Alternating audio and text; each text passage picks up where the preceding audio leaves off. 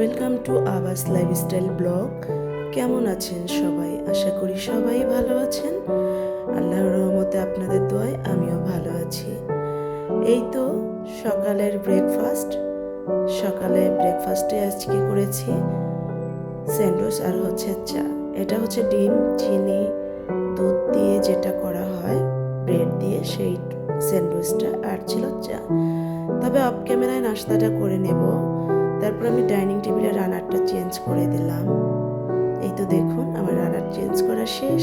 এখন চলে আসলাম দুপুরে রান্নার জন্য। আজকে করব আমি ভেজ ডাল। এজন্য আমি মুগ ডাল ভেজে সেদ্ধ করে নিয়েছি। মুগ ডালটা হালকা করে ভাজতে হবে।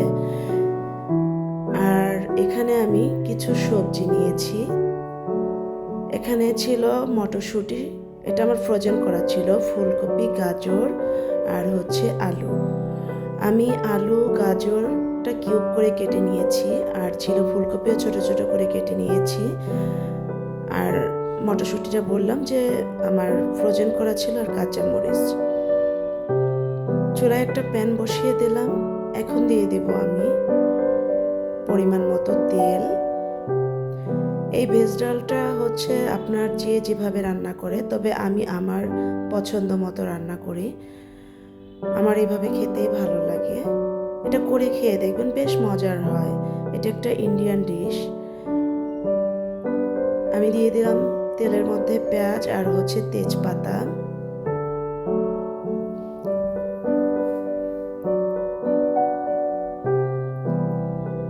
এখন আমি পেঁয়াজ, এগুলো মশলাগুলো আমি ভাজা ভাজা করে নেব। তো এই তো পেঁয়াজটা অনেক সফট হয়ে গেছে।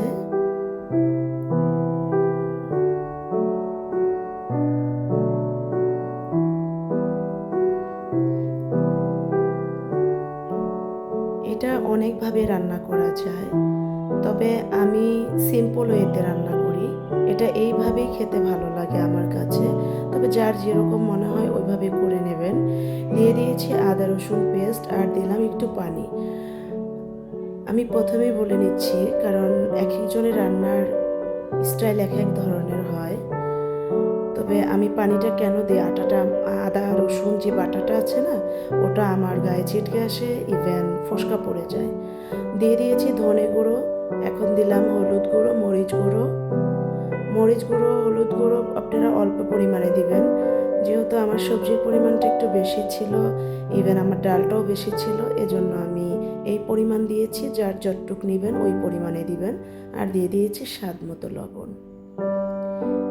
এই রান্নাটায় বেশি কোনো মশলা লাগে না।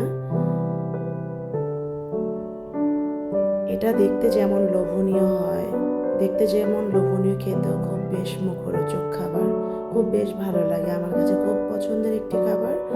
এখন দিয়ে দিলাম আমি আলুটা যে কিউব করে কেটে রেখেছিলাম। এরপরে দিয়ে দেবো আমি গাজর কুচি। তারপর আমি দিয়ে দেব ফুলকপি।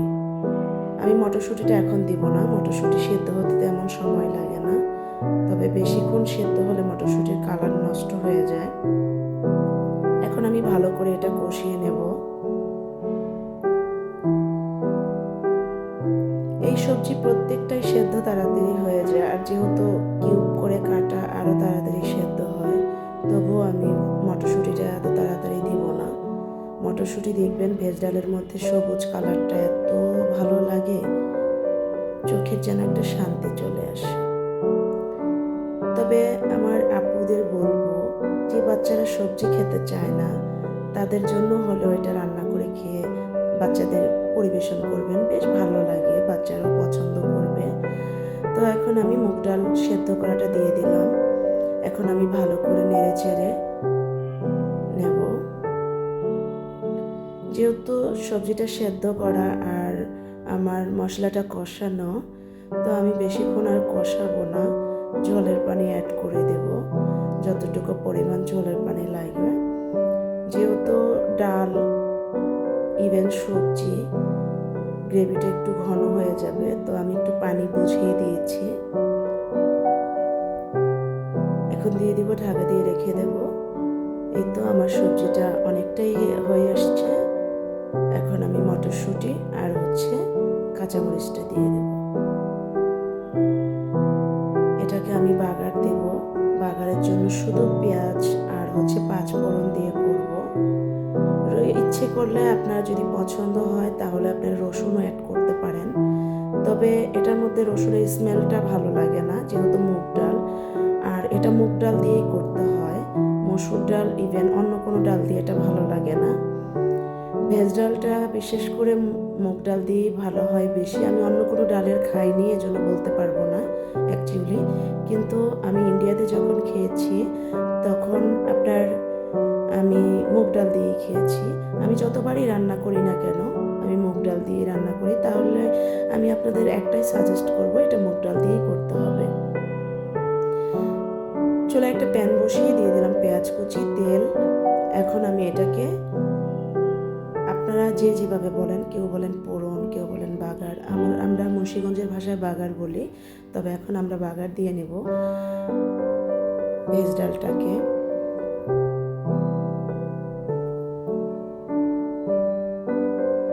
নামানোর আগে আমি 5 ফোড়নটা দিয়ে নেব। যখন আমার পেঁয়াজটা ব্রাউন হয়ে আসবে, অ্যাকচুয়ালি আমার পেঁয়াজটা আজকে একটু ভুলের কারণে একটু কালো কালো হয়ে গেছে। কারণ আছে, আমি যখন ক্যামেরা ধরছিলাম তখন আমার হাতে ছ্যাঁকা লেগে গেছে অলরেডি, এজন্য পেঁয়াজটা একটু কালো হয়ে গেছে। এখন দিয়ে দিলাম 5 ফোড়নটা। আমার মনে হয় কি জানেন, এই কালারটা ব্রাউন ঠিক আছে, তবুও আমার মনে হচ্ছে যে আর একটু কালারটা কম হলে ভালো হতো, একটু পোড়া পোড়াই মনে হচ্ছিল। এই তো আমার বাগারটা দেওয়া শেষ। এখন আমি ধনে পাতা দিয়ে দেব অল্প পরিমাণে। এই দেখুন গ্রেভিটা কত ঘন হয়েছে, আমি আপনাদের দেখিয়ে দিচ্ছি। এটা কিন্তু নামিয়ে রাখলে আরো ঘন হয়ে যাবে যেহেতু ডাল জিনিস। আজ আমি অফ ক্যামেরায় অনেকগুলো রান্নাই করেছি, সেগুলো আপনাদের একে একে দেখিয়ে দেব।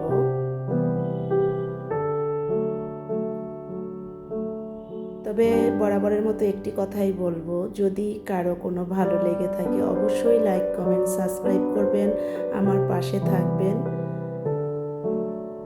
সবাইকে অসংখ্য ধন্যবাদ আমার ভিডিওর পাশে থাকার জন্য। তবু আরেকবার বলছি, আমার চ্যানেলটাকে অবশ্যই সাবস্ক্রাইব করে দেবেন। এই তো সাদা ভাত ছিল, আর ছিল ঝুরি আলু ভাজা, ভেজ ডাল, আর ছিল বেগুন ভাজা, আর ছিল ভর্তা, আর ছিল পোনা মাছ, আর ছিল পাঁপড় ভাজা। এটা হচ্ছে আজ দুপুরবেলার খাবার। তো বিকেলের নাস্তা করতে করতে বিদায় নিয়ে নিচ্ছি। আজ এই পর্যন্তই। আল্লাহ হাফেজ।